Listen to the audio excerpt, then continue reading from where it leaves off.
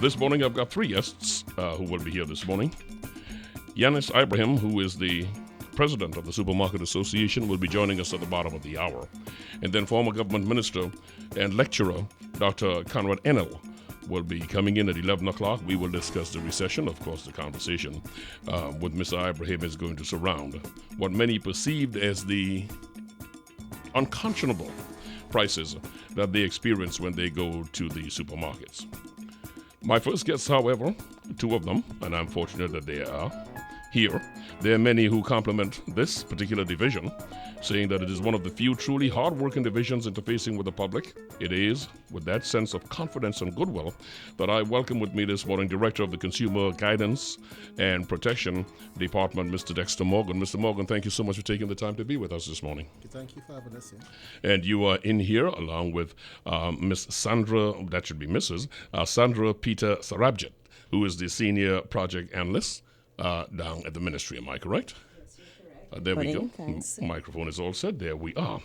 Economist Dr. Marlene Atz wrote this week that as most of us grapple with the uncertainty of our economic situation, there are those who see this as an opportunity to engage in price gouging, using the increases in gas prices and shortage of foreign exchange to spike the price of goods, services, and commodities to a level much higher than is considered reasonable or fair.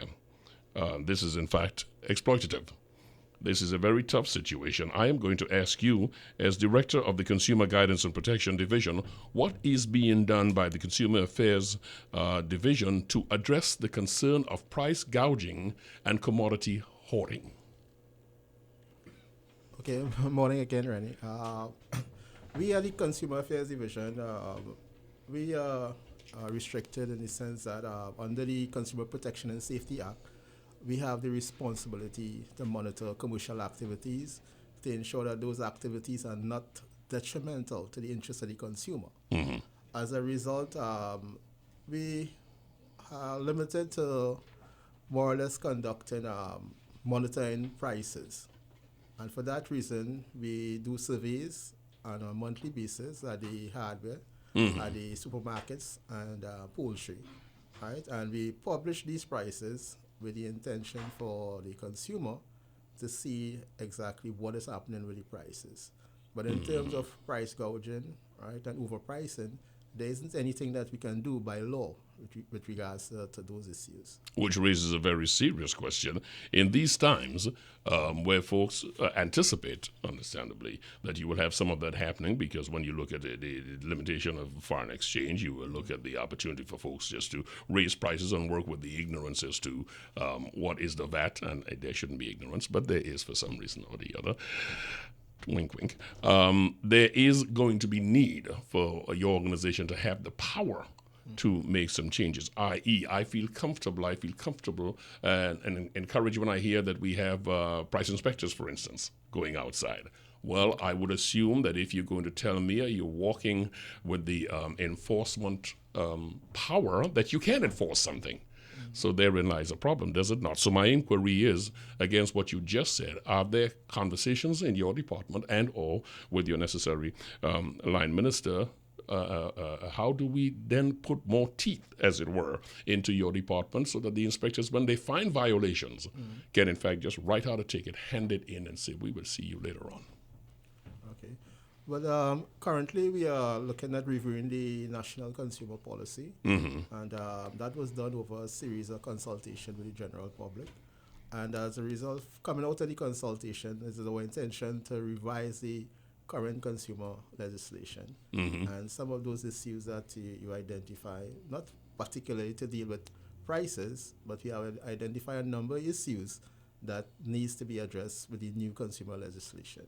Let me switch this for a moment to Mrs. Sandra Peter-Surabjit, because you are a project analyst down there. What Mr. Morgan is saying, there is nothing new here. We understand that these problems exist and these are the limitations, but these limitations have been there for a long time. Yes, and in response to those limitations, pending the introduction of a revised and new consumer policy, which Mr. Morgan was just explaining, on March the 11th, the Minister of Trade and Industry, who has responsibility for consumer affairs, held a press conference. At that conference, she identified a number of projects which the division will seek to embark on or have actually embarked on in an effort to address some of these concerns in terms of price gouging, etc. Now, we recognize that we operate in a free market economy, and a consumer's main weapon or main tool in such a system is information. So we seek to bring out information through these projects. One of our projects is actually a tracer study. It's called Tracing the Price. I'm just going to describe it. Tracing the price of a product. Most of our food products are imported. So it's tracing the price from the country of origin to the shelf. So we're going to look at all the variables which impact that final price. It includes things that are external to our environment in terms of the shipping cost in actually bringing it, and then internal to our environment, which includes port charges, inland transport, security, repackaging, etc. Through that project, we'd be able to identify how much markups have actually been placed on an So item. once you have discovered, incidentally, in case you just locked in, some folks are moving to us late. We are having our conversation with Mr. Dexter Morgan. He is in the Ministry of Legal Affairs. He's actually the Director of Consumer Protection. That's Ministry of Trade and Industry. Ministry of Trade and Industry. Yes, thank you very much for that for that correction. And also, Mrs. Sandra Peter-Surabjit. We are talking about of course, the schedule that they put out. We will get to that in a moment, but right now laying out an understanding of what the division does.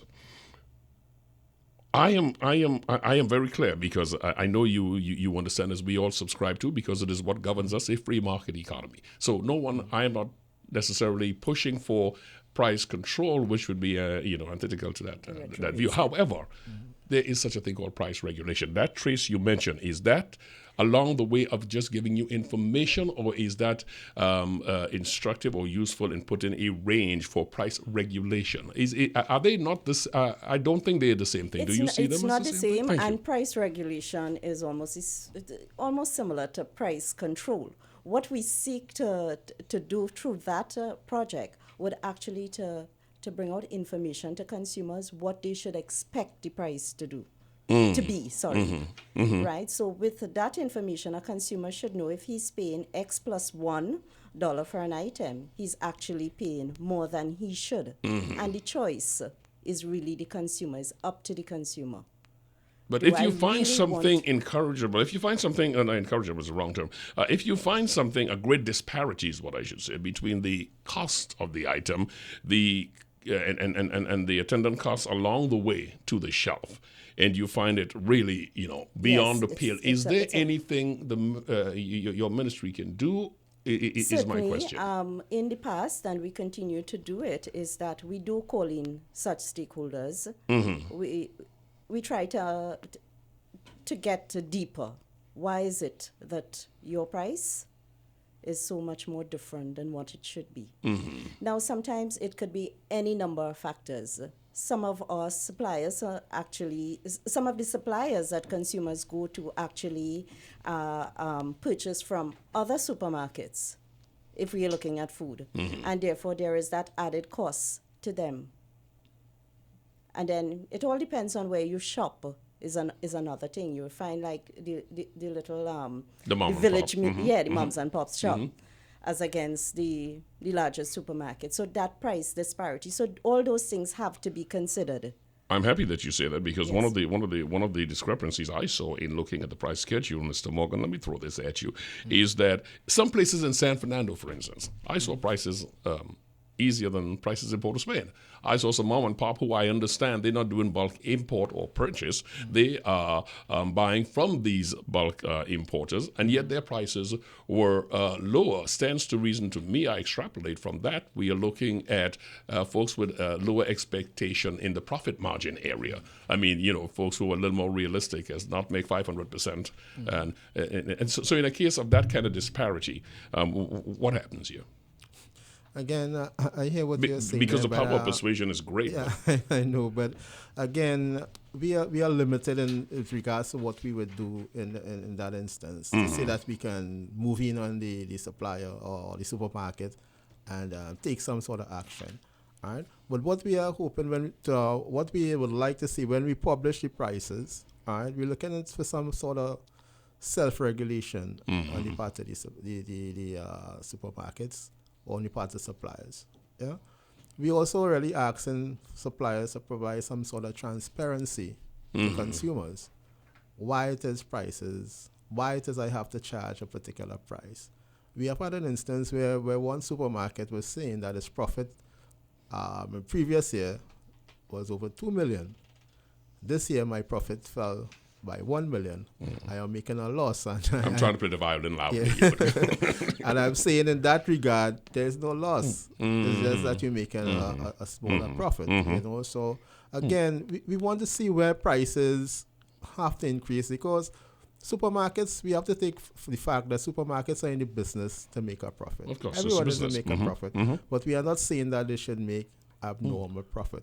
Where it is the base price goes up, let's say by 10% in terms of a bulk item, and that item has to be subdivided into smaller ones, we are saying that you shouldn't sell those smaller parts at a, let's say, 50% markup. But if I understand what Sandra is saying earlier, is that what we do is we call them in, we have a conversation with them. This is the power. We're just having a conversation and hoping to use the power of persuasion here. I mean, you're saying that we have nothing that in fact can, and if in fact we had some way of having more punitive measures, you're saying that would tantamount to price control? Is it? Yeah. I'm asking. Well, more or less, because you see now, we're looking at the consumer. Right? The consumer also has a responsibility in that regard. We are not saying that you shouldn't buy, but again, if prices are high, and look at substitutes. Okay, if it is I sell an item and it's, let's say, I feel that it's way above the price it should be, and consumers decide they're not going to buy that particular item.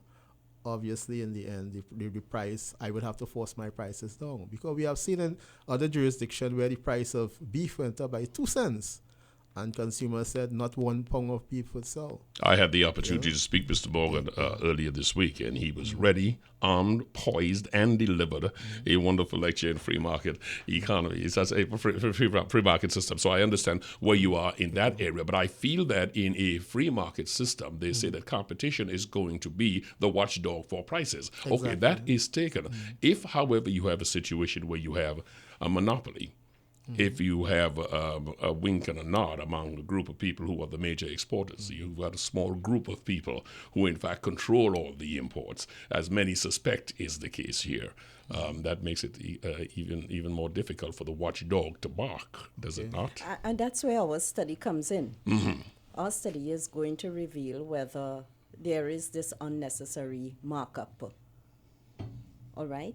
Now, in the past, we've had a situation where, through moral suasion, where supermarkets had committed to a very small markup on basic food items to the division. And we were able to track that. And we had a very, a good situation there, where prices were not unnecessarily priced. That's the basic food items, right? But I just want to add that while you're probably emphasizing what we can do in terms of having teeth to our legislation, etc., to come down on such unscrupulous business practices. We need to recognize that a very important,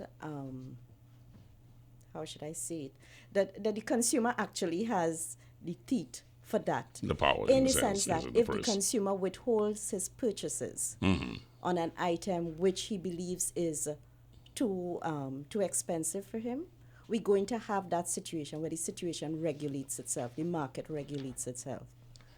And this is the level of development that you want to see in a free market system. You